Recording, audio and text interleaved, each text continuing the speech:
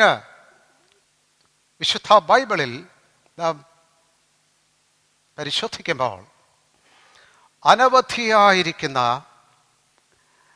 Attributes, സവിശേഷതകൾ നമുക്ക് കാണുവാനായിട്ട് കഴിയും. ദൈവിക സ്വഭാവം, ദൈവിക പ്രകൃതം, ദൈവിക ആളത്വം സംബന്ധിച്ചും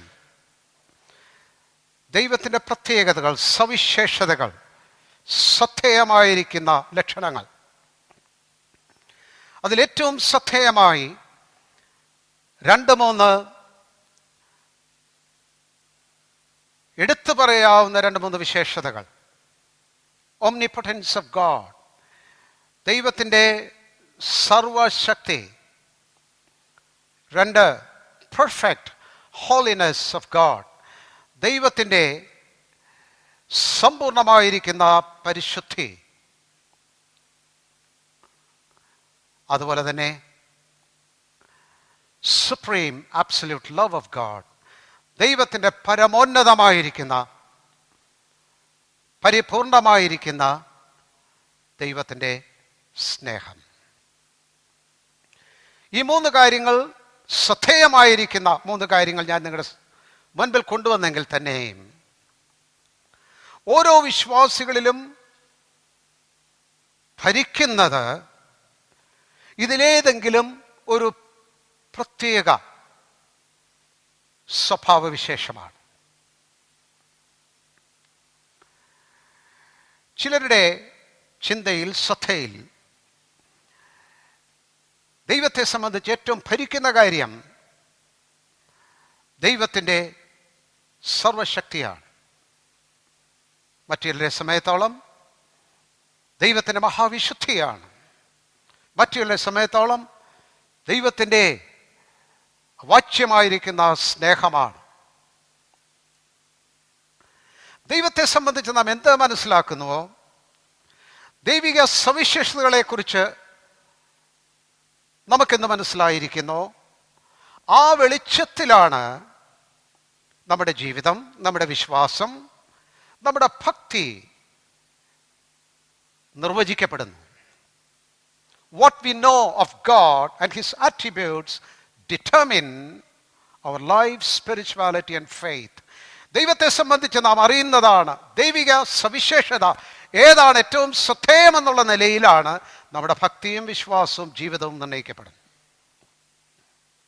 സാധാരണ പ്രത്യേക അനുഭവങ്ങളിൽ കൂടി, തങ്ങൾക്ക് ലഭിച്ച അത്ഭുതങ്ങൾ കൂടി, രോഗസൗഖ്യങ്ങളിൽ കൂടി ദൈവത്തെ അറിയുന്നവരുണ്ട്. ദൈവത്തിൻ്റെ അത്ഭുതകരമായിരിക്കുന്ന ഇടപെടൽ മുഖാന്തരമാണ് ചിലർ ദൈവസന്നിധിയിലേക്ക് വരുവാനിടയെത്തിരുന്നത്. എന്നാൽ നാം പൊതുവെ കാണുന്ന ഒരു കാര്യം, അവർക്ക് അവരുടെ ജീവിതത്തോട് ബന്ധിച്ച് ഏറ്റവും പ്രമുഖമായി വന്ന കാര്യമാണ് അവരുടെ വിശ്വാസത്തിൻ്റെ മുൻപോട്ടുള്ളൊരു പാതയായി, അവരുടെ ജീവിതത്തിൻ്റെ ഒരു സ്വാധീനമായി, ദൈവിക ദർശനത്തിൻ്റെ ഒരു മുഖമായി സാധാരണ തീരാറുണ്ട്. അങ്ങനെ പ്രത്യേക അനുഭവങ്ങളിൽ കൂടി, അത്ഭുതങ്ങൾ കൂടി ദൈവത്തെ അറിഞ്ഞവർ സാധാരണയായി അവരുടെ വിശ്വാസം, സാക്ഷ്യം, ചിന്താഗതി, പഠനമൊക്കെ ദൈവത്തിൻ്റെ ശക്തിയെ ചുറ്റിപ്പറ്റിയായിരിക്കും. പൊതുവെ അവർ ആവേശമുള്ള വിശ്വാസികളായിരിക്കും. എന്നാൽ ഒരിക്കലും ആ നിലയിലുള്ള എടുത്തു പറയാവുന്ന അനുഭവങ്ങളൊന്നും കൂടാതെ ഹൃദയം ദൈവം തുറന്ന് ദൈവസന്നിധിയിലേക്ക് വരുന്ന ചിലരുണ്ട്. പ്രത്യേകിച്ച് അവർക്ക് ഒരു ധാർമ്മിക നിലവാരം കൂടി ഉള്ളവരും, അങ്ങനെ ഒരു ധാർമ്മികതയിൽ കൂടി വന്നവരും, അങ്ങനെ ഇച്ഛിക്കുന്നവരുമാണെങ്കിൽ അവർക്ക് ശ്രദ്ധേയമായി തീരുന്ന കാര്യം ദ ഹോളിനെസ് ഓഫ് ഗോഡ്, ദൈവത്തിൻ്റെ വിശുദ്ധിയായിരിക്കും അവർ ശ്രദ്ധേയമായി തീരുന്നത്. അവരുടെ പഠനം, പഠിപ്പിക്കൽ, സാക്ഷ്യം, ചിന്താഗതി, അവർ കൂടി വരുന്ന സഭ കൂടുതലും ആ കാര്യത്തെ ചുറ്റിപ്പറ്റി ആയിരിക്കും. ഭക്തി, വിശ്വാസം, ആത്മീയത ദൈവത്തിൻ്റെ വിശുദ്ധിയെ സംബന്ധിച്ചായിരിക്കും. അങ്ങനെ അവർ ദൈവവചനം പഠിക്കുന്ന ബന്ധത്തിലായിരിക്കും. പാപത്തോട് മൃദു സമീപനമായിരിക്കില്ല, ഗൗരവമായിരിക്കും. ദൈവവചനത്തെ അനുസരിക്കുക, ദൈവഭക്തിയിൽ ജീവിക്കുക, ജീവിതത്തിലേക്ക് അത് കൊണ്ടുവരിക. ഒരു വിശുദ്ധിയുടെ കേന്ദ്രത്തിൽ നിന്നുകൊണ്ടായിരിക്കും അവർ ഭക്തി അന്വേഷിച്ചു കൊണ്ടിരിക്കുന്നത്. പൊതുവെ അങ്ങനെയുള്ളവർ അത്ര സന്തോഷമുള്ള വിശ്വാസികളായിട്ട് കണ്ടില്ല. പൊതുവെ മ്ലാനവതലായിരിക്കും. കാരണം ഏത് സമയത്ത് ഒരു വിധത്തിലുള്ളൊരു അപര്യാപ്തത, കുറവ് അവരുടെ ജീവിതത്തെ നിരന്തരമായിട്ട് ഭരിക്കുന്നവരായിരിക്കും. എന്നാൽ ധാർമ്മിക നിലവാരം വളരെ പുലർത്തുന്നവരായിരിക്കും. മറ്റു ചിലരെ സമയത്തോളം അവർ സ്നേഹത്തിൻ്റെ വെളിച്ചത്തിൽ ദൈവത്തെ അറിഞ്ഞവരാണ്. God is love, perfectly loving. സമ്പൂർണ്ണമായിരിക്കുന്ന സ്നേഹം എന്നുള്ള നിലയിലാണ് അവർ ദൈവത്തെ അറിയുന്നത്. ദൈവത്തെ സ്നേഹിക്കാൻ ശ്രമിക്കുകയും സ്നേഹത്തിൽ ദൈവത്തെ അറിയുവാൻ ശ്രമിക്കുകയും അവരുടെ ജീവിത പ്രമേയം തന്നെയും സ്നേഹമായിരിക്കും. പൊതുവെ അങ്ങനെയുള്ള ആളുകൾ നല്ല ആളുകളായിരിക്കും, സൽപ്രവൃത്തി ചെയ്യുന്നവരായിരിക്കും, വിർച്വസ് ആയിരിക്കും, സൽഗുണങ്ങളുള്ളവരായിരിക്കും. ഈ നിലയിൽ ഉള്ള ഒരു ഏതാണ്ട് ത്രിവിധമായിരിക്കുന്ന ഫോക്കസിലാണ് ക്രിസ്തീയ സമൂഹം പൊതുവെ പോയിക്കൊണ്ടിരിക്കുന്നതിന് പുറത്തൊന്നുമില്ല എന്ന് ഞാൻ പറയുന്നില്ല, എങ്കിലും പൊതുവായിട്ട്. എന്നാൽ നാം ശ്രദ്ധിക്കേണ്ട കാര്യം, ദൈവത്തിൽ ഈ 3 വിശേഷതകളും കോൺട്രാവീനിങ് അല്ല, തമ്മിൽ വൈരുദ്ധ്യ ഘടകങ്ങളല്ല. It coexist in God. ഇത് 3 ത്രിമാന ഘടകങ്ങളും ദൈവത്തിൽ ഒരേ സമയം വസിക്കുന്നതാണ്, സഹവസിക്കുന്നതാണ്. Yes, God is omnipotent. ദൈവം സർവശക്തനായിട്ടുള്ള ദൈവമാണ്. അതൊരു കൂട്ടം വിശ്വാസികൾ മാത്രം അറിയേണ്ട ഒരു കാര്യമല്ല. My God will take me through. My God can work miracles for me. My God is able to deliver me. എൻ്റെ ദൈവത്തിനെ കൊണ്ടുപോകാൻ കഴിയും, എനിക്ക് വേണ്ടി അത്ഭുതങ്ങൾ ചെയ്യുവാൻ കഴിയും, എനിക്ക് വേണ്ടി വഴികൾ തുറക്കുവാനായിട്ട് കഴിയും. My God is A living God. ജീവനുള്ള ദൈവമാണ്. Yes, my God lives. എൻ്റെ ദൈവം ജീവിക്കുന്നു. അതൊരു കൂട്ടം വിശ്വാസിക്ക് വേണ്ടിയുള്ളവരല്ല. യെസ്, ദൈവമക്കൾ ദൈവത്തിൻ്റെ അത്ഭുതം കാണുന്നവരും പ്രതീക്ഷിക്കുന്നവരും ദൈവത്തിൻ്റെ വഴികൾക്ക് വേണ്ടി പ്രതീക്ഷിക്കുന്നവരും ദൈവത്തിൻ്റെ ശക്തി അനുഭവിക്കുന്നവരുമായിരിക്കണം. ഒരു ദൈവദാസൻ ഒരിക്കൽ എഴുതിയിരിക്കും, ഞാൻ ഓർക്കുന്നുണ്ട്. At least in your life, you should be able to experience at least one experience that is humanly impossible to explain. മാനുഷികമായി വിശദീകരിക്കാൻ കഴിയാത്ത ഒരത്ഭുതമെങ്കിലും ഒരു വിശ്വാസി അനുഭവിച്ചിരിക്കണം. യെസ്, അതിൻ്റെ അർത്ഥം ദൈവത്തിൻ്റെ വിശുദ്ധിയുടെ മുഖം അടഞ്ഞിരിക്കണമെന്നല്ല. നോ, നടുങ്ങുവിൻ, പാപം ചെയ്യാതിരിപ്പീൻ. ദൈവ മക്കൾ ദൈവത്തിൻ്റെ വചനത്തോട് അടുത്ത് ചെല്ലുമ്പോൾ പാപത്തോട് ഗൗരവപൂർണമായിരിക്കുന്ന ഒരു മനോഭാവത്തിൽ സ്വീകരിക്കേണ്ടതിന് ദൈവത്തിൻ്റെ വചനം വ്യക്തമായിട്ടുള്ള സന്ദേശം നൽകുന്നുണ്ട്. ദൈവത്തിൻ്റെ മുഖം വിശുദ്ധി തന്നെയാണ്, ദൈവപ്രകൃതം വിശുദ്ധി തന്നെയാണ്. വിശുദ്ധനായിട്ടുള്ള ദൈവത്തെ അറിയണം, അവൻ്റെ വചനത്തെ ആവണ്ണം കൈക്കൊള്ളണം. ആ വചനത്തെ ജീവിതത്തിൻ്റെ നിർമ്മലീകരണത്തിനും ശുദ്ധീകരണത്തിനും കഴുകലിനും രൂപാന്തരത്തിനുമായിട്ട് ഉപയോഗിക്കണം. ദൈവത്തിൻ്റെ മക്കൾ വിശുദ്ധരായിട്ട് ജീവിക്കേണ്ടവരാണ്. ധാർമ്മികത കൈവെടിഞ്ഞ ശേഷം ഭക്തിയുടെ ഒരു മുന്നേറ്റം പൊതുവെ കാണാനായിട്ടുണ്ട്. It's not true. അത് ദൈവികമായിട്ട് അപ്പാടെ സ്വീകരിക്കുക സാധ്യമല്ല. ദൈവത്തിൻ്റെ വിശുദ്ധിയോട് ചേർന്ന് മാത്രമാണ് ദൈവമക്കളുടെ ജീവിതവും കടന്നു പോകേണ്ടത്. അതോടൊപ്പം തന്നെ നോയിങ് ഗോഡ് ആസ് ലവ്, ദൈവത്തെ സ്നേഹമായി അറിയേണ്ടത് അനപേക്ഷണീയമാണ്. ദൈവത്തിൻ്റെ സ്നേഹത്തിൽ ജീവിതം കെട്ടിപ്പടുക്കുക, ദൈവത്തിൻ്റെ സ്നേഹത്തിൽ ദൈവത്തെ അറിയുക, ദൈവത്തിൻ്റെ സ്നേഹത്തെ ആസ്വദിക്കുക, ദൈവത്തിൻ്റെ സ്നേഹം ജീവിതത്തിൽ പ്രദർശനമായി തീരുക, സ്നേഹം പങ്കുവെക്കുക. Because my God is love. എൻ്റെ ദൈവം സ്നേഹമാണ്. He is mighty, he is holy, he is loving. ഇത് എല്ലാം കൂടെ ചേർന്നാണ് ക്രിസ്ത്യ ജീവിതത്തിലേക്ക് ഈ ദൈവത്തെയാണ് അറിയേണ്ടത്. Don't specialize on things. Specialize on the attributes of God. ചില കാര്യങ്ങളെ ഒഴിവാക്കി ചില കാര്യങ്ങളായിട്ട് നാം നമ്മുടെ ക്രിസ്ത്യ ജീവിതം സ്പെഷ്യലൈസ് ചെയ്തുകൂടാ. Let us have a wholesome God. പൂർണ്ണതയുള്ളൊരു ദൈവത്തെ തന്നെ നാം അറിയണം. യെസ്, ആ നിലയിൽ നമ്മുടെ ജീവിതം വളർച്ച പ്രാപിച്ചു വരുന്നത് എങ്ങനെയാണ്? ന്യായപ്രമാണത്തിന് മുമ്പുള്ള കാലഘട്ടത്തിൽ ഭക്തന്മാർ ദൈവത്തെ അറിഞ്ഞിരുന്നത് ദൈവത്തിൻ്റെ അത്ഭുത ശക്തിയുടെ വെളിച്ചത്തിലാണ്. ദൈവത്തെ ആ നിലയിലാണ് അവർ നേരിട്ട് റിലേറ്റ് ചെയ്തിരുന്നത്. അബ്രഹാമിനോട് ദൈവം പറഞ്ഞു, I am എൽ ഷെദായ്, ഞാൻ സർവശക്തിയുള്ള ദൈവമാകുന്നു. നീ എൻ്റെ മുമ്പാകെ നടന്ന് നിഷ്കളങ്കനായിരിക്കുക. ആ കാലഘട്ടത്തിൽ ഭക്തന്മാരെ സമയത്തോളം they were serving an almighty God. സർവശക്തനായിട്ടുള്ളൊരു ദൈവിക ദർശനമായിരുന്നു അവർക്കുണ്ടായിരുന്നത്. പ്രപഞ്ചത്തിൻ്റെ സൃഷ്ടി തുടങ്ങി അവർ കാണുന്ന അത്ഭുത കാഴ്ചകൾ, സൃഷ്ടിയുടെ കാഴ്ചകൾ, പ്രകൃതിയുടെ വിസ്മയങ്ങൾ,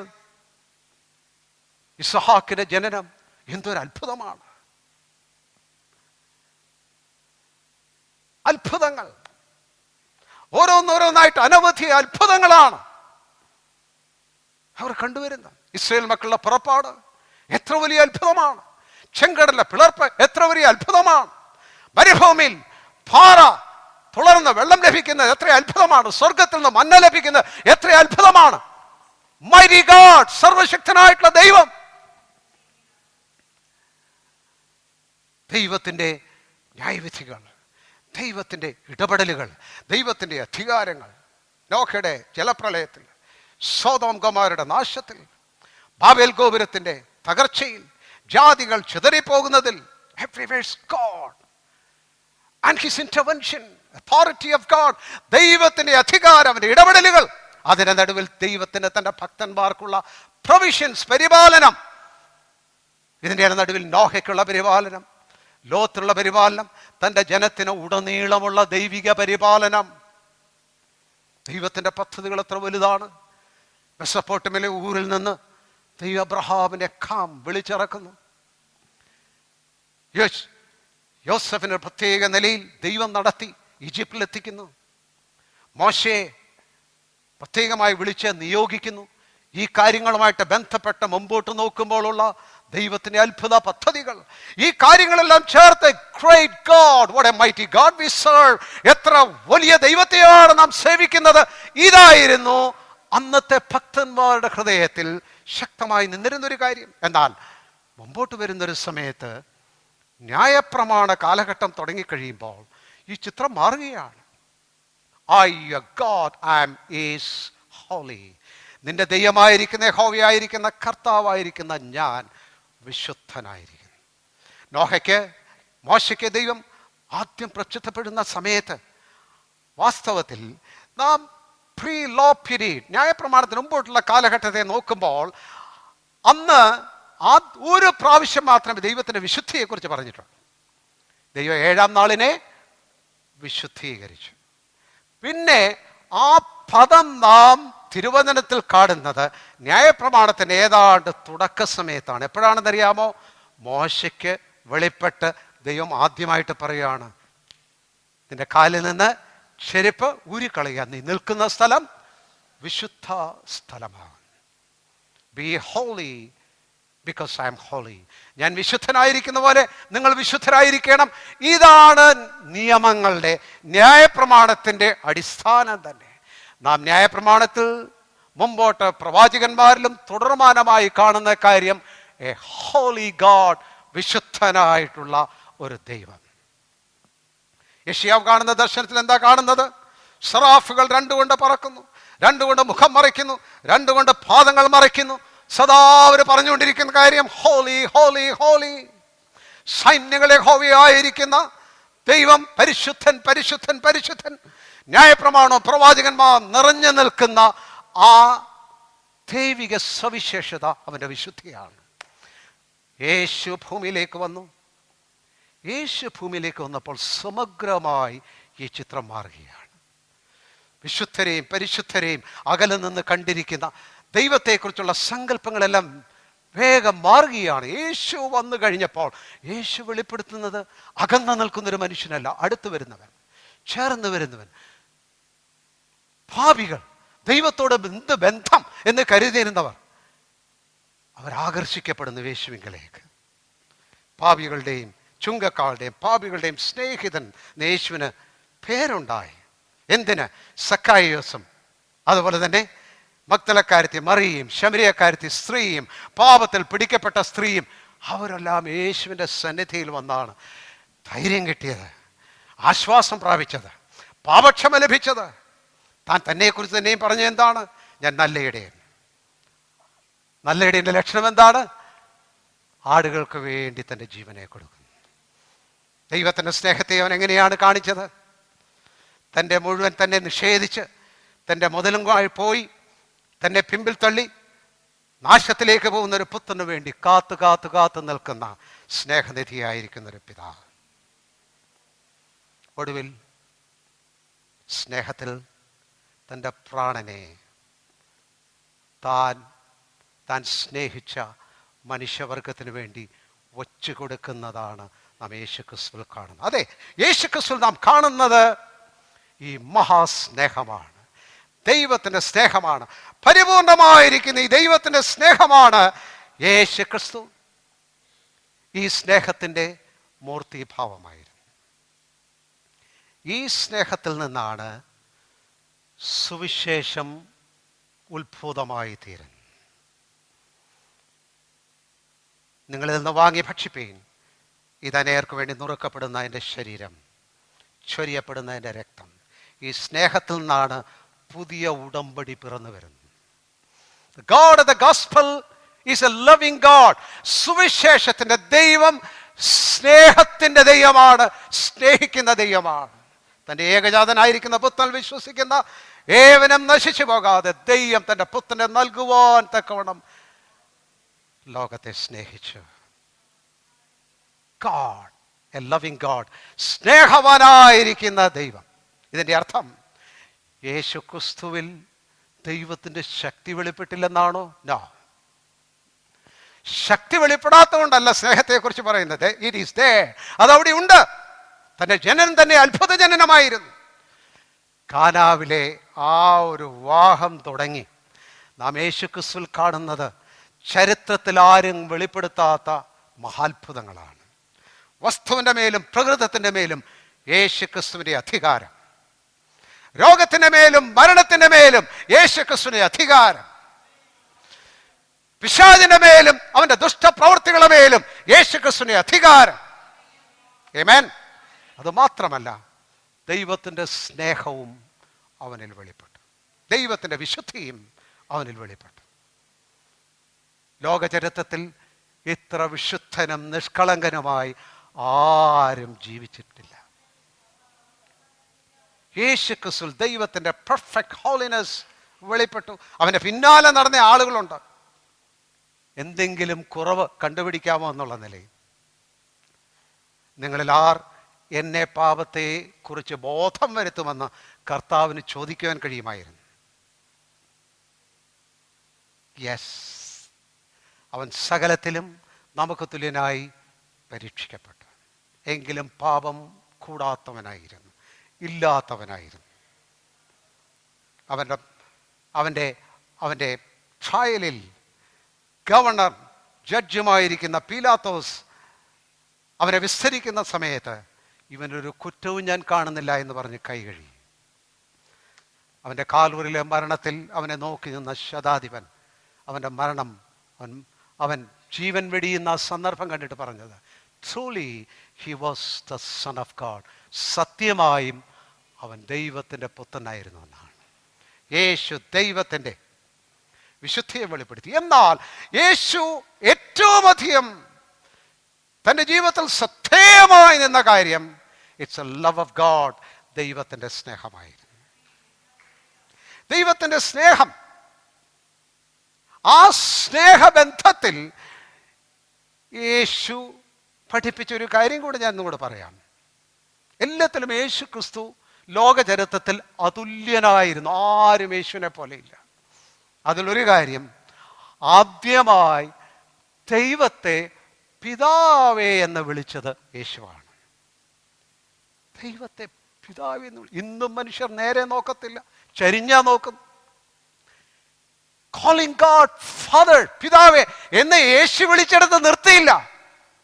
യേശു തന്നോട് കൂടെയുള്ളവരോട് പറഞ്ഞു, ടേക്ക് ദാറ്റ് കറേജ്, ആ ധൈര്യം നിങ്ങൾ എടുക്കുക. Call him Father, see me calling him. ഞാൻ അവനെ വിളിക്കുന്ന നിങ്ങൾ കണ്ടില്ലേ? ആ ധൈര്യം നിങ്ങൾ എടുക്കുക. നിങ്ങൾ പ്രാർത്ഥിക്കും, ഇങ്ങനെ പ്രാർത്ഥിക്കണം, Our Father who art in heaven, സ്വർഗസ്ഥനായ ഞങ്ങളുടെ പിതാവേ. യേശു പിതാവേ എന്ന് അവണ്ണം പഠിപ്പിച്ചു. ശ്രദ്ധിക്കുക, സത്യമായിരിക്കുന്ന കാര്യം ഞങ്ങളുടെ അടുത്തേക്ക് ഞാൻ കൊണ്ടുവരുന്നതിന് വേണ്ടിയാണ് ഈ കാര്യം ഇവിടം വരെ ഞാൻ കൊണ്ടുവരുന്നത്. ശ്രദ്ധിക്കുക, ദൈവത്തിൻ്റെ അത്ഭുതത്തിൻ്റെയും ശക്തിയുടെയും മുഖം ശ്രദ്ധേയമായി നിൽക്കുന്ന വിശ്വാസികളെ സമയത്തോളം, അവരെ സമയത്തോളം ദൈവത്തിൻ്റെ അത്ഭുതത്തിൻ്റെ കരങ്ങൾ കണ്ടിട്ടുണ്ട്, വിടുതലുകൾ അവർക്ക് ലഭിച്ചിട്ടുണ്ട്, ദൈവത്തിൻ്റെ അത്ഭുത വഴികളെക്കുറിച്ച് വളരെ സാക്ഷിക്കാനായിട്ടുണ്ട്. എന്നാൽ ജീവിതത്തിൽ സംഭവിക്കുന്ന ഓരോ സന്ദർഭത്തിലും that is the same way they expect God to act. അവർ വന്നതും അനുഭവിച്ചതും കണ്ടതുമായിട്ടുള്ള ദൈവത്തിൻ്റെ അത്ഭുതത്തിൻ്റെ വഴികൾ അതേ മാർഗത്തിലാണ് എപ്പോഴും, ഏത് സന്ദർഭത്തിലും ഏത് സാഹചര്യത്തിലും ദൈവം ഔവണ്ണം പ്രവർത്തിക്കണമെന്നാണ് അവർ പ്രതീക്ഷിക്കുന്നത്. നിങ്ങളങ്ങനെ കണ്ടിട്ടുണ്ടോ എന്ന് എനിക്കറിയത്തില്ല, എനിക്ക് പലരെ അറിയാം. ചിലര് ഉറക്കെ പറയാറുണ്ട്, എനിക്ക് കഷ്ടമുണ്ടാകത്തില്ല, ഞങ്ങളുടെ വീട്ടിൽ രോഗമുണ്ടാകത്തില്ല, എൻ്റെ മേത്ത് ഡോക്ടറുടെ കത്തി വെക്കത്തില്ല. വിശ്വാസത്തിൻ്റെ പ്രഖ്യാപനങ്ങളാണെങ്കിൽ തന്നെയും ആത്മാർത്ഥം ഉണ്ടെങ്കിൽ തന്നെയും വചനാധിഷ്ഠിതമാണെന്ന് ഞാൻ പറയില്ല. ഇങ്ങനെയുള്ള അനേകരും ജീവിതത്തിൻ്റെ ചില കഠിന സമയങ്ങളിൽ അവർ പ്രതീക്ഷിക്കുന്ന നിലയിൽ ദൈവത്തിൻ്റെ പ്രവൃത്തി കാണാത്തത് കൊണ്ട് അവരുടെ വിശ്വാസം ക്ഷീണിച്ചും അവരുടെ ജീവിതം ഉലയുന്നതും ഞാൻ അനേകരുടെ ജീവിതത്തിൽ കണ്ടിട്ടുണ്ട്. When you don't have a wholesome God, your faith cannot be wholesome. നിന്റെ ദൈവം പൂർണ്ണതയുള്ളൊരു ദൈവം അല്ലാതായിരിക്കുമ്പോൾ നിന്റെ വിശ്വാസത്തിനും പൂർണ്ണതയുണ്ടായിരിക്കാൻ കഴിയില്ല. ചില സമയത്തോളം ദൈവത്തെ വിശുദ്ധിയിലാണ് അവർ പ്രതീക്ഷിക്കുന്നത്, വിശുദ്ധ സന്നിധിയിലേക്കാണ് അവർ പോകുന്നത്, പ്രാർത്ഥിക്കാൻ വിശുദ്ധ ദൈവത്തിൻ്റെ അടുത്തേക്കാണ് പോകുന്നത്. അതിൻ്റെ പ്രശ്നം ഞാൻ പറഞ്ഞു തരാം. അങ്ങനെയുള്ള അനേക വിശ്വാസികളെ കണ്ടാലേ അറിയാം, തല നേരെ നിൽക്കത്തില്ല, മുഖമുയർത്തി സ്തോത്രം ചെയ്യാൻ കഴിയത്തില്ല, എപ്പോഴും കുറ്റബോധത്തിലാണ് അവർ ജീവിക്കുന്നത്. ഞാൻ കൂടി പറയാം, വിശുദ്ധിയുടെ മുഖത്ത് നിന്ന് ദൈവത്തെ നിങ്ങൾ അഭിമുഖീകരിക്കുവാനായിട്ട് ചെന്നാൽ ഒരിക്കലും നിങ്ങൾക്ക് ദൈവത്തിൻ്റെ മുഖത്ത് നോക്കുവാൻ കഴിയത്തില്ല. നിങ്ങൾ നഗ്നനേത്രങ്ങൾ കൊണ്ട് സൂര്യനെ നോക്കുന്ന പോലെ അതിരിക്കും. You can't face it. നിങ്ങൾക്കത് അഭിമുഖീകരിക്കുവാനായിട്ട് കഴിയത്തില്ല. ഇതുകൊണ്ടാണ് അനേക വിശ്വാസികളും ഒന്നിൽ പിന്മാറ്റം, അല്ലെങ്കിൽ വീണ്ടും ജനിച്ചിട്ടില്ല, അല്ലെങ്കിൽ ദൈവത്തെ അവർ അറിയുന്ന മുഖം വിശുദ്ധിയുടെ മുഖമാണ്. They are joyless Christians. സന്തോഷരഹിതരായിരിക്കുന്ന വിശ്വാസികളാണ്. No God in his face of love. ദൈവത്തിൻ്റെ സ്നേഹമുഖം ആണ് നിങ്ങൾ അറിയേണ്ടത്. ദൈവത്തിൻ്റെ സ്നേഹമുഖത്തിൻ്റെ അടുത്തേക്കാണ് നിങ്ങൾ വരേണ്ടത്. ആമേൻ. ആ സ്നേഹമുഖത്തിൽ നിങ്ങൾ അവനെ ദർശിക്കുമ്പോൾ you find a wholesome God. അപ്പോഴാണ് സ്നേഹത്തിൽ ദൈവത്തോട് അടുത്ത് വരുന്ന സമയത്താണ് ദൈവവും നിങ്ങൾക്കും തമ്മിൽ ഹൃദയം പങ്കിടാനായിട്ട് കഴിയുന്നത്. അപ്പോഴാണ് ദൈവം നിങ്ങളെ സംബന്ധിച്ച് ജീവിതത്തിൻ്റെ രഹസ്യങ്ങൾ പകർന്നു തരുന്നത്. അവിടെയാണ് നിങ്ങൾ ജീവിതത്തിൻ്റെ രഹസ്യങ്ങൾ പഠിക്കുന്നത്. ദൈവത്തിൻ്റെ സ്നേഹം കിട്ടിയതും നടന്നതും കാര്യത്തിനപ്പുറത്ത് നിങ്ങൾക്ക് ജീവിതം തരിക എന്നുള്ളതാണ്, ജീവിതം അറിയിക്കുക എന്നുള്ളത്. അവിടെ നിന്നാണ് യു ലേൺ ലൈഫ്. നിങ്ങൾ ജീവിതത്തെ പഠിക്കുന്നത്. Why God does certain things and why God doesn't do certain things. ദൈവം എന്തുകൊണ്ട് ചില കാര്യങ്ങൾ നിങ്ങൾക്ക് നൽകുന്നു, ചെയ്യുന്നു, എന്തുകൊണ്ട് ചില കാര്യങ്ങൾ നൽകാതിരിക്കുന്നു, ചെയ്യാതിരിക്കുന്നു. You will learn it from the love of God. ദൈവത്തിൻ്റെ സ്നേഹത്തിൽ നിന്നാണ് നിങ്ങളത് പഠിക്കുവാനായിട്ട് ഇടയായി തീരുന്നതെന്നുള്ളത് നാം ഓർക്കണം. യെസ്, ദൈവത്തിൻ്റെ സ്നേഹത്തിൽ വളരുന്നതിൻ്റെ താക്കോൽ, കീ എന്ന് പറയുന്നത് നോളജ് ആൻഡ് ടീച്ചിങ്, പഠനങ്ങളും അറിവുകളും ഉപദേശങ്ങളുടെയും വെളിച്ചത്തിലല്ല. ദൈവത്തിൻ്റെ സ്നേഹത്തിൽ നിങ്ങൾക്ക് വളരാൻ കഴിയുന്നത് it's on the basis of A relation, ബന്ധത്തിൻ്റെ അടിസ്ഥാനത്തിലാണ്. Go to God, know him in respect of a relation. ദൈവസന്നിധിയിലേക്കും അവനെ അറിയുന്നതും ഒരു ബന്ധത്തിൻ്റെ വെളിച്ചത്തിലാണ്.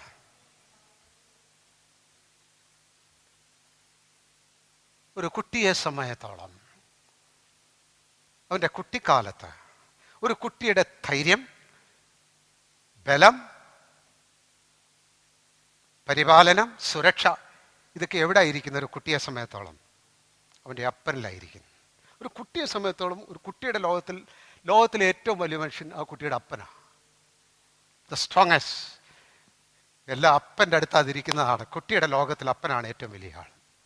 കൂട്ടുകാരോട് പറയും, എൻ്റെ ഡാഡി ഉണ്ടല്ലോ, അതാ പുള്ളിയുടെ ധൈര്യം. നിനക്കിതില്ലല്ലോ, എനിക്കുണ്ടല്ലോ, ഞാൻ എൻ്റെ ഡാഡിയോട് ചോദിക്കുമല്ലോ, എൻ്റെ അപ്പനോട് ചോദിക്കുമല്ലോ. പരിപാലനം, ബലം എൻ്റെ അപ്പനുണ്ട്, അതാണ് എൻ്റെ ശക്തി. ആ കുട്ടിയെ സമയത്തോളം അതാണ്. When you know God early in life, ദൈവത്തെ നിങ്ങൾ അറിഞ്ഞു വരുമ്പോൾ നിങ്ങൾ അവിടെ തുടങ്ങണം. I have my father in heaven. സ്വർഗത്തിൽ എൻ്റെ പിതാവുണ്ട്. ഗെറ്റ് ബിഗിൻ്റെ എന്ന് മുമ്പോട്ട് വരുമ്പോൾ കുട്ടിയൊന്ന് വലുതായി ഇച്ചിരൂടെയൊക്കെ പ്രായമായി വരുന്ന സമയത്ത് അപ്പൻ അങ്ങനെ എല്ലാം ഒന്നും അങ്ങോട്ട് വിട്ടുതരുന്നില്ല, എല്ലാം അങ്ങോട്ട് സമ്മതിച്ചു തരുന്നില്ല, എല്ലാറ്റിനും അങ്ങോട്ട് അനുവാദമില്ല. Father is a rule and law at home. ഭവനത്തിലെ ഭരണം, നിയമം ഒക്കെ അപ്പനാണ്. സമയം, ചിട്ട, കാര്യങ്ങൾക്കെല്ലാം ക്രമം. അപ്പൻ വീട്ടിലുള്ളപ്പം ഇല്ലാത്തതാ പിള്ളേർക്ക് ഇച്ചിരി സന്തോഷം. ഇച്ചിരി പാടാ അപ്പൻ്റെ കൂടെ ഒത്തുപോകാനായിട്ട്. കുട്ടിക്ക് അപ്പന് വേറൊരു മുഖമാണ് മനസ്സിലാകും. സ്ട്രിക്റ്റ് ഡാഡി ഹു ഇൻസിസ്റ്റ്, നിഷ്കർഷിക്കുന്ന, ആവശ്യപ്പെടുന്ന, പ്രതീക്ഷിക്കുന്ന, ക്രമങ്ങൾ നിർബന്ധിക്കുന്ന ഒരപ്പൻ. അതെല്ലാം കഴിഞ്ഞ് കാലങ്ങൾ മുമ്പോട്ട് പോയി. ഈ കുട്ടി പുള്ളി തന്നെ ഒരു അച്ഛനായി തീർന്നു, ഒരു പിതാവായി തീർന്നു. കുറച്ച് കഴിയുമ്പോഴാണ്, ചില സമയങ്ങൾ കൊണ്ടാണ് തൻ്റെ പിതാവിനെ താനൊരു പിതാവായി വന്നതിൻ്റെ പശ്ചാത്തലത്തിൽ കുറേശ്ശെ അറിയുവാനായിട്ട് തുടങ്ങും. വെറുതെ അല്ലല്ലോ അപ്പൻ എന്നെ പറ്റത്തില്ല എന്ന് നിർബന്ധം പിടിച്ചത്, പോകണ്ടെന്ന് പറഞ്ഞത്, പല സ്വാതന്ത്ര്യങ്ങളും അനുവദിക്കാതിരുന്നത്. ജീവിതത്തിൽ എനിക്ക് ദുഷ്കരമാക്കാനായിട്ടല്ലല്ലോ അപ്പനത് ചെയ്ത്. ഞാൻ എൻ്റെ കുഞ്ഞിന് വേണ്ടി എത്ര ചിന്തിക്കുന്നു, അവൻ്റെ ഭാവിയെക്കുറിച്ച് എത്ര കരുതുന്നു, എൻ്റെ ഹൃദയത്തിൽ എൻ്റെ കുഞ്ഞിന് എത്ര വലിയ സ്ഥാനമാണ്. ഇത് തന്നെയായിരുന്നല്ലോ എൻ്റെ അപ്പനും തൻ്റെ ഹൃദയത്തിൽ എന്നെക്കുറിച്ച് ഉണ്ടായിരുന്നു. He comes to a greater appreciation of his father. തൻ്റെ പിതാവിനെ കുറിച്ചുള്ള വർദ്ധിച്ചു വരുന്ന ഒരു അഭിനന്ദനത്തിലേക്ക് വരികയാണ്. അതൊക്കെ മനസ്സിലായി വരുന്നു. എൻ്റെ കുഞ്ഞിൻ്റെ ഭാവി, അവൻ്റെ ബെസ്റ്റ്, അവൻ്റെ ജീവിതം, എൻ്റെ സ്വപ്നം അവനായിരിക്കുന്ന പോലെ തന്നെ എൻ്റെ അപ്പൻ്റെയും സ്വപ്നം ഞാനായിരുന്നല്ലോ. പിതാവിനെ ചിട്ടകളുടെ വെളിച്ചത്തിലും ശക്തിയുടെ വെളിച്ചത്തിലുമല്ല, ഒരു സമയം കഴിയുമ്പോൾ പിതാവിനെ അറിയുന്നത് സ്നേഹത്തിൻ്റെ വെളിച്ചത്തിലാണ്. My father was love. അവൻ സ്നേഹമായിരുന്നു. അവൻ്റെ ഉള്ളത്തിൽ ഞാനായിരുന്നു, അവൻ്റെ സ്വപ്നം ഞാനായിരുന്നു. ഇതെൻ്റെയും കൂടെ സാക്ഷ്യമാണ് കേട്ടോ. കാലങ്ങൾക്ക് ശേഷം എൻ്റെ അപ്പൻ്റെ ഹൃദയം ഞാൻ അറിഞ്ഞു വന്നതിനെ തുടർന്ന് ഒരു പ്രത്യേക നിർണായക സമയത്ത് എൻ്റെ പിതാവ് എന്നെ കരുതിയതും എനിക്ക് വേണ്ടി അധ്വാനിച്ചതും എനിക്ക് വേണ്ടി സഹിച്ച ത്യാഗവും പല കാര്യങ്ങൾ വ്യക്തമായിട്ട് ഞാൻ എടുത്തു പറഞ്ഞ് ദീർഘമായിരിക്കുന്നൊരു എഴുത്ത് എൻ്റെ പിതാവിന് ഞാൻ അയച്ചു. എൻ്റെ പിതാവ് ആ എഴുത്ത് ഫ്രെയിം ചെയ്ത് വീടിൻ്റെ ഭിത്തിയിൽ തൂക്കി വരുന്നവരെയൊക്കെ കാണിച്ചു. ഞാൻ നിങ്ങളോട് പ്രൈസ് ആൻഡ് വർഷിപ്പിൻ്റെ ഒരു അർത്ഥം കൂടെ പറയുക. It is appreciation of the love of your father. Care, നിന്റെ പിതാവിൻ്റെ പരിപാലനം, അവൻ്റെ സ്നേഹം, അവനോടുള്ള ആസ്വാദനം. അതറിയാത്തവരാണ് വെറുതെ നിൽക്കുന്നവർ, എപ്പോഴായി തീരുന്നത്. അതറിയാത്തവരാണ് ചുമ്മാ ശബ്ദം ഉണ്ടാക്കുന്നത്. അതറിയുന്നവരെ സമയത്തോളം I stand amazed in the presence of Jesus. യേശുവിൻ്റെ ആശ്ചര്യ സന്നിധിയിൽ ഞാൻ വിസ്മയത്തോടെ നിൽക്കുന്നുവെന്ന്. പാടിയാലും പാടിയാലും പറഞ്ഞാലും പറഞ്ഞാലും no Lord how great your love is. അവിടുത്തെ സ്നേഹം എത്ര വലുതാണ്. അതെ, ഈ ബന്ധത്തിൽ പിതാവിനെ അറിഞ്ഞു കഴിയുമ്പോൾ അവനോട് വർദ്ധിച്ചു വരുന്ന ഒരു സ്നേഹത്തിൽ നാം വളർന്നു കഴിയുമ്പോഴാണ് നാം പെതുക്കെ മനസ്സിലാകുന്നത് സ്വർഗത്തിലെ പിതാവ് അവൻ്റെ സ്നേഹത്തിൻ്റെ പൂർണ്ണതയിൽ അവൻ്റെ ശക്തിയും അവൻ്റെ വിശുദ്ധിയും ഒരുമിച്ച് സമന്വയിച്ചിട്ടുണ്ട്. He same time power, holiness and love. ഒരേ സമയം അവൻ ശക്തിയും വിശുദ്ധിയും സ്നേഹമാണ് എന്ന് പറഞ്ഞാൽ, ഗോഡ്, നാഥ, എന്നെ സ്നേഹിക്കുന്ന പിതാവേ, നിന്റെ ശക്തിയും എനിക്കുണ്ട്, നിന്റെ വിശുദ്ധിയും എനിക്ക് വേണ്ടിയുണ്ട്. ഇത്ര മനോഹരമായിരിക്കുന്ന ഒരു ജീവിതത്തിലേക്കാണ് ദൈവമക്കളെ നാം കടന്നു വന്നിരിക്കുന്നത്. നിങ്ങളുടെ പിൻകാലം, നിങ്ങളുടെ മുൻകാലം, നിങ്ങളുടെ പശ്ചാത്തലം നിങ്ങളും നോക്കണം. ഞാൻ നിങ്ങളോട് പറയുന്നു, യു ആർ എ മിറക്കിൾ.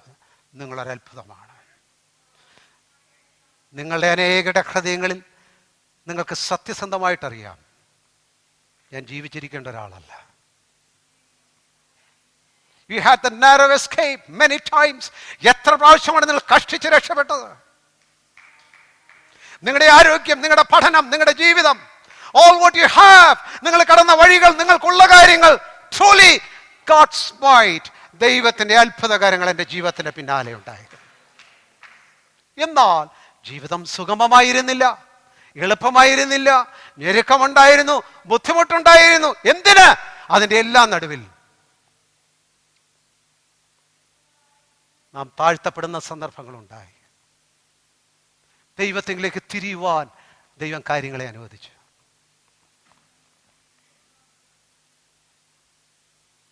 തൻ്റെ വചനം ഗൗരവപൂർവ്വം എടുക്കേണ്ട സന്ദർഭങ്ങളിലേക്ക് ദൈവം നടത്തി. ജീവിതത്തെക്കുറിച്ച് ദൈവം തന്നെ നമ്മെ പഠിപ്പിക്കുന്ന പോലെയും നടത്തുന്ന പോലെയും ഉപദേശിക്കുന്ന സന്ദർഭങ്ങളുണ്ടായി.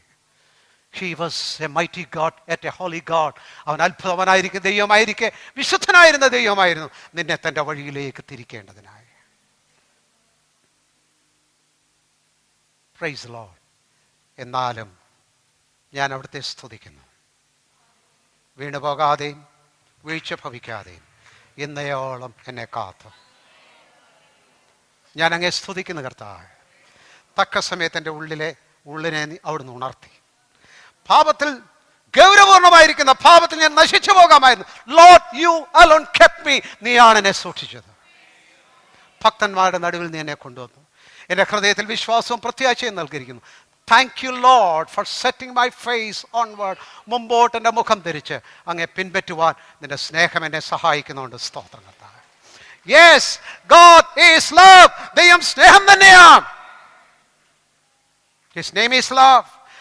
അവന്റെ പേര്, അവന്റെ നാമം സ്നേഹമെന്നാണ്. അവന്റെ പ്രകൃതം സ്നേഹമെന്നാണ്. അവന്റെ സ്നേഹം മാറാത്തതാണ്. He has loved you with everlasting love. നിന്നെ നിത്യ സ്നേഹത്താൽ സ്നേഹിച്ചിരിക്കുന്നു. ആ സ്നേഹമുള്ള ദൈവത്തിലുള്ള സുരക്ഷിതത്വം, ഭദ്രതയിൽ ധൈര്യമായിട്ട് നീ ജീവിച്ചിരിക്കണം.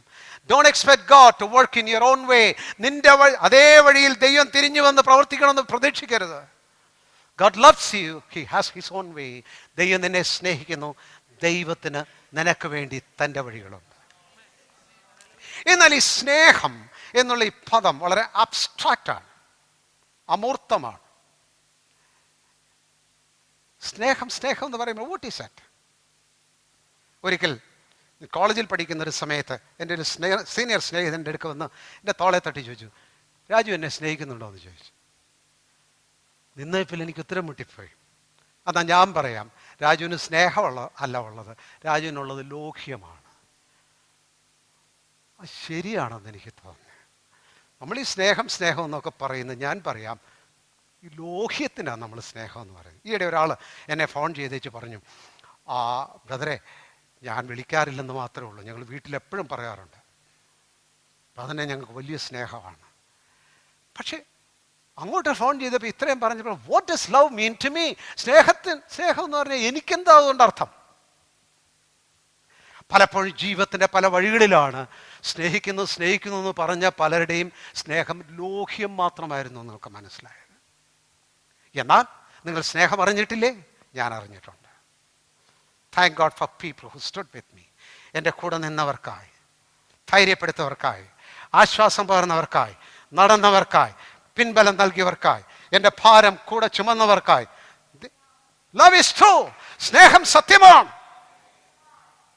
അങ്ങനെയുള്ള എല്ലാവർക്കുമായിട്ട് ഞാൻ ദൈവത്തെ സ്തുതിക്കുന്നു. യെസ്, ദൈവം സ്നേഹമാവുന്നു എന്ന് പറയുമ്പോഴും പലപ്പോഴും ഒരാളെന്ന പ്ലാറ്റ്ഫോമിൽ നിന്ന് സ്നേഹമാവുന്നു എന്ന് പറയും, നമുക്കൊന്നും ഫീൽ ചെയ്യുന്നില്ല. What does it mean? എന്താണ് അതിൻ്റെ അർത്ഥം? 1 യോഹന്നാൻ 4:9 ഒരു വാക്യം നമ്മൾ വായിക്കുന്നത്, ദൈവം തന്റെ ഏകജാതനായ പുത്രനെ നാം അവനാൽ ജീവിക്കേണ്ടതിന് ലോകത്തിലേക്ക് അയച്ചു എന്നുള്ളതിനാൽ ദൈവത്തിന് നമ്മോടുള്ള സ്നേഹം പ്രത്യക്ഷമായി. ദൈവം തന്റെ ഏകജാതനെ, രണ്ടാമതൊരു മകനില്ലായിരുന്നു, one son sent him to the world. അവനെ ലോകത്തിലേക്ക് അയച്ചു. ഞാൻ മാനുഷിക അർത്ഥത്തിൽ പറഞ്ഞാൽ സ്വർഗത്തിൽ എത്ര വലിയ ലോൺലിനെസ് ആണ്, മാനുഷിക ഭാഷയിൽ പറയാൻ ഏകാന്തതയാണ്. എന്തൊരു നഷ്ടബോധമാണ്. സൺ നോട്ട് ദേ, ഏകപുത്രൻ അവിടെ ഇല്ല. എന്തൊരു ദുഃഖമാണ്. He's not there. എന്നാൽ അതിനൊരു ഒബ്ജക്റ്റ് ഉണ്ടായിരുന്നു. എന്താ? ലവ്, സ്നേഹം. അവനെ സ്നേഹത്തിൽ നൽകി. തീർന്നില്ല. എന്താണത്? നാം അവൻ മുഖാന്തിരം. നാം വട്ടം തിരിഞ്ഞ് നടക്കരുത്. ജീവിതം തകർച്ചയിൽ നശിക്കരുത്. പാപത്തിൽ തകർന്ന് ഇല്ലായ്മയാകരുത്. ആരുടെ മണ്ണിൽ നമ്മുടെ ജീവിതം പൊടിയായി തീരരുത്. No, we should live through him. നാം അവൻ മുഖാന്തരം ജീവിക്കണം. ദൈവത്തിൻ്റെ സ്നേഹത്തിൻ്റെ അർത്ഥം ഞാൻ ജീവിതത്തിൽ കാണുന്നത് എന്തൊക്കെ കിട്ടി, ഏതൊക്കെ ചെയ്തു എന്നുള്ളിടത്തല്ല, എനിക്ക് ജീവിതം കിട്ടി എന്നുള്ളിടത്താണ്. ജീവിതത്തിൻ്റെ അവ്യക്തത മാറി. I know I am living. യേശു ക്രിസ്തു ഞാൻ ജീവിക്കുകയാണെന്നുള്ള ബോധത്തിലേക്ക് വന്നു. I have answers to life. ജീവിതത്തിന് ഉത്തരങ്ങൾ ലഭിച്ചത് കൊണ്ടാണ്. മൈ റിഡൽസ് ഓഫ് ലൈഫ്, എൻ്റെ ജീവിതത്തെക്കുറിച്ചുള്ള കടങ്കഥകൾ മാറി എന്നുള്ളിടത്താണ്. യേശു ക്രിസ്തുവിലാണ് ജീവിതത്തിൻ്റെ പൊരുൾ എനിക്ക് ലഭിച്ചത്. Yes, God's love is felt, experienced, expressed in Christ. ദൈവത്തിൻ്റെ സ്നേഹം പ്രതിഫലിക്കപ്പെടുന്നത്, പ്രകടമാക്കപ്പെടുന്നത്, അനുഭവസ്ഥമാക്കുന്നത് യേശുക്രിസ്തുവിലാണ്. യേശുക്രിസ്തുവിനെ നോക്കി യേശുക്രിസ്തുവിനുള്ള ദൈവപ്രവൃത്തി നമുക്ക് വേണ്ടിയതുള്ളത് അറിയാത്തത് കൊണ്ടാണ് ദൈവസ്നേഹത്തെക്കുറിച്ച് പറയുമ്പോൾ ഒരു ബ്ലാക്ക് ബോർഡ് മാത്രം നിങ്ങൾ കാണുന്നു. ജീവിതത്തിൻ്റെ ചുറ്റും നോക്കി അവിടെ നിന്നും ഇവിടെ നിന്നും ആ കാര്യത്തിൽ ഈ കാര്യത്തിൽ ദൈവസ്നേഹം പഠിക്കാതിരുന്നാൽ you don't get it. Christ യേശു ക്രിസ്തു. ഈ കർത്താവിനെ അറിഞ്ഞില്ലായിരുന്നെങ്കിൽ എനിക്ക് ചിന്തിക്കാൻ കഴിയത്തില്ല എൻ്റെ ജീവിതമായിരുന്നു. What is life? ലോകം മുഴുവൻ എൻ്റെ കയ്യിൽ കൊണ്ട് തരിക. എത്ര കാലം, എവിടം വരെ? ആത്യന്തികമായിട്ട് അതിന്റെ ആകത്തുക എന്താണ്? മണ്ണും കല്ലും കളിമണ്ണും. That is lost. I am lost. എല്ലാം ഞാനും നഷ്ടപ്പെടുന്നു. I am found in Christ. യേശു ക്രിസ്തുവിൽ കണ്ടെത്തപ്പെടുന്നു. യേശു ക്രിസ്തുവിൽ ജീവിപ്പിക്കപ്പെടുന്നു. I found life in Christ. ക്രിസ്തുവിൽ ഞാൻ ജീവിതത്തെ കണ്ടെത്തി. Christ is love of God. യേശു ക്രിസ്തുവാണ് ദൈവത്തിൻ്റെ സ്നേഹം. ഇനി ഞാൻ നിങ്ങളുടെ ഒരു പദം നിങ്ങളുടെ ശ്രദ്ധയിൽ കൊണ്ടുവരികയാണ്. തിരുവെഴുത്തിൽ, വചനത്തിൽ felt love, expressed love, experiencing love, അനുഭവസ്ഥമാകുന്ന സ്നേഹം, സ്വാധീനിക്കപ്പെടുന്ന സ്നേഹം, വീണ്ടെടുക്കുന്ന സ്നേഹം, അനുഭവസ്ഥമാക്കുന്ന സ്നേഹം, കോൺക്രീറ്റ് ലവ്, മൂർത്തമായിരിക്കുന്ന സ്നേഹം, സ്പർശ്യമായിരിക്കുന്ന സ്നേഹം, പ്രകടമായിരിക്കുന്ന ദൈവസ്നേഹം. തിരുവെഴുത്തിൽ ഒരു പദമുണ്ട്. അതാണ് വിശുദ്ധ ബൈബിളിലെ ഏറ്റവും സുന്ദരമായിരിക്കുന്ന പദം. ആ പദമാണ് ഗ്രേസ്, കൃപ എന്ന് പറയുന്ന പദം. എന്താ ഈ കൃപ? വണ്ടിയുടെ പുറകിൽ കൃപ എന്ന് എഴുതിയിട്ടുണ്ട്, ലോറിയുടെ പുറകിൽ കൃപ എന്ന് എഴുതിയിട്ടുണ്ട്. കൃപ മതി എന്ന് വേണ്ട. നോ, കൃപ. എന്താ കൃപ? സൂര്യൻ സ്നേഹമാണെങ്കിൽ സൂര്യൻ്റെ കിരണങ്ങൾ, സൂര്യൻ്റെ ഊർജം, സൂര്യൻ്റെ ഊഷ്മളത, അതാണ് കൃപ. Grace is the effulgence of God's love. ദൈവത്തിൻ്റെ സ്നേഹത്തിൻ്റെ പ്രസരണം, പ്രകർഷണം, ബഹിർഗമനം, അതിനാണ് കൃപ എന്ന് പറയുന്നത്. I touch God's love in grace in Christ. ക്രിസ്തുവിലെ കൃപയിലാണ് ദൈവത്തിൻ്റെ സ്നേഹത്തെ ഞാൻ സ്പർശിക്കുന്നത്, അനുഭവസ്ഥമാക്കുന്നു, എൻ്റെ ജീവിതത്തിൽ അർത്ഥവത്തായി തീരുന്നു, മീനിങ്ഫുൾ ആയി തീരുന്നത്. Grace in Christ. ദൈവത്തിൻ്റെ സ്നേഹം യേശു ക്രിസ്തുവിലെ കൃപയാണ്. നിങ്ങൾ ശ്രദ്ധിച്ചിട്ടുണ്ടല്ലോ, ലോകത്തെ എല്ലാ സഭകളിലും ഒടുവിലുള്ളൊരു ആശീർവാദം എന്താ പറയുന്നത്? പിതാവിൻ്റെ സ്നേഹവും യേശു ക്രിസ്തുവിൻ്റെ കൃപയും പരിശുദ്ധാത്മാവിലെ സംസർഗവും. ഈ മൂന്ന് കാര്യങ്ങളും മൂന്ന് കാര്യങ്ങളായിട്ട് നമ്മുടെ മനസ്സിലിരിക്കുന്നത്. ഞാൻ നിങ്ങളൊരു കാര്യം പറയാം. ഒരേ വസ്തുതയുടെ മൂന്ന് തലങ്ങളാണിത്. God's love, grace in Christ. യേശുക്രിസ്തുവിലെ സ്നേഹം അത് തന്നെ പുത്രനിൽ നമ്മുടെ കൈക്കുമ്പിളിൽ, നമ്മുടെ അന്തരംഗത്തിൽ, നമ്മുടെ ജീവിതത്തിൽ ലഭ്യമായതിനാണ് ഈ കൃപ എന്ന് പറയുന്നത്. Praise the Lord. നിങ്ങൾ ശ്രദ്ധിച്ചിട്ടുണ്ടോ, പൗലോസിന്റെ ലേഖനങ്ങൾ ആരംഭിക്കുമ്പോഴും അവസാനിക്കുമ്പോഴും സ്ഥിരമായിട്ട് പറയുന്ന കാര്യം ദൈവത്തിൻ്റെ സ്നേഹം നിങ്ങളോടുകൂടി ഇരിക്കട്ടെ എന്നല്ല പറയുന്നത്, പിന്നെ ദൈവത്തിൻ്റെ കൃപ നിങ്ങളോടുകൂടി ഉണ്ടായിരിക്കട്ടെ.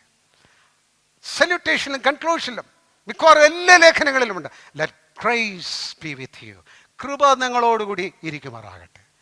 അപ്പോൾ എന്താ ഈ കൃപ എന്ന് പറയുന്നത്? എന്താ ഈ കൃപ? ഗോഡ്സ് ഡിസ്പോസിഷൻ ഫോർ മീ, എനിക്ക് വേണ്ടിയുള്ള ദൈവത്തിൻ്റെ ഉന്മുഖത, ഗ്രേസ്. ഈ കൃപ എന്ന് പറയുന്നത് സ്ട്രോങ് വേർഡാണ് കേട്ടോ, മീനിങ് ഫുൾ വേർഡാണ്. ആള് ഗോഡ് ബ്ലെസ് യു എന്നൊക്കെ പറയുന്ന പോലെ അല്ലത്. Grace is a strong word with meaning. അർത്ഥവത്തായിരിക്കുന്ന, ശക്തമായിരിക്കുന്ന ഒരു പദമാണ് കൃപ എന്നുള്ള പദം.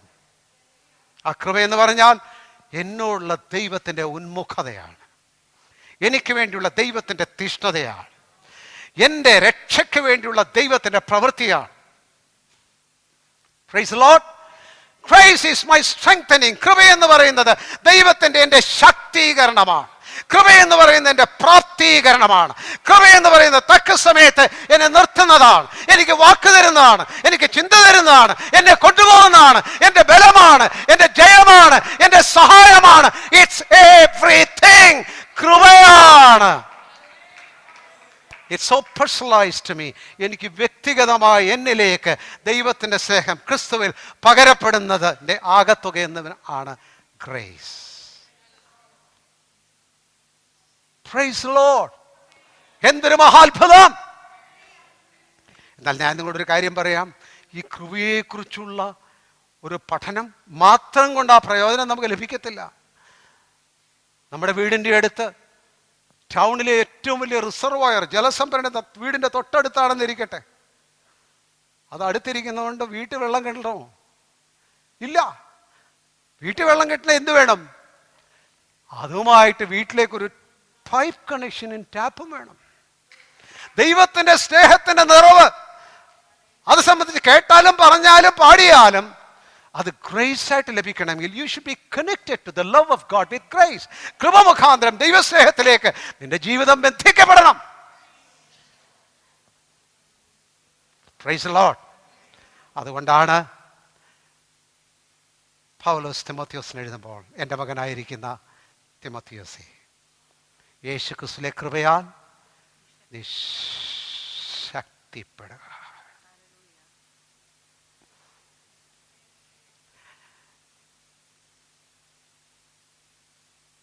ദൈവമക്കളോട് ഞാൻ പറയട്ടെ, നമ്മൾ ഈ ശക്തിക്ക് വേണ്ടി നമ്മൾ ഏതാണ്ടൊക്കെ ഒത്തിരി പഠിച്ചു വെച്ചിട്ടുണ്ട്, എങ്ങനെയൊക്കെയാണ് ശക്തിപ്പെടേണ്ടത്. ആ ലൈനല്ലേ അങ്ങ് ഊരിയേക്കണം കേട്ടോ. കണക്റ്റഡ് വിത്ത് വൺ ലൈൻ, ഒരു കണക്ഷനാണ് നിങ്ങൾക്കുണ്ടാകേണ്ടത്. ഗ്രേസ് കണക്ഷൻ, കൃപയുടെ കണക്ഷൻ. മകനെ തിമോത്തിയോസ് എന്നുള്ള വാക്ക് പേരിട്ട് നിങ്ങളുടെ ഓരോരുത്തരുടെയും പേരവിടെ വെക്കണം. പൗലോസ് നിങ്ങളോട് പറയുന്നതോടൊപ്പം ഞാനും നിങ്ങളോട് പറയുകയാണ്, മകളെ, മകനെ, ക്രിസ്തുവേശുവിലെ കൃപയാൽ ശക്തിപ്പെടുക. Be strengthened in grace. കൃപയാൽ ശക്തിപ്പെടുക. There is no reason why God's people should be weak and defeated and failing. ദൈവത്തിൻ്റെ മക്കൾ ബലഹീനരും പരാജയപ്പെടുന്നവരും പതറുന്നവരുമായിരിക്കേണ്ടതിൻ്റെ കാരണമില്ല. Grace in Christ is the answer. യേശു ക്രിസ്തുവിലെ കൃപയാണ് അതിൻ്റെ ഉത്തരം. I want you to call all your situations, the things that threaten you. നിങ്ങളെ ഭീഷണിപ്പെടുത്തുന്ന കാര്യം, നിങ്ങളുടെ ജീവിതത്തിൻ്റെ പരാജയബോധങ്ങൾ, നിങ്ങളുടെ ജീവിതത്തിലുള്ള വെല്ലുവിളികൾ, നിങ്ങൾ കടന്നു പോകുന്ന ജീവിതത്തിൻ്റെ സാഹചര്യത്തിൽ തുറച്ചു നോക്കുന്ന കാര്യങ്ങൾ, bring it.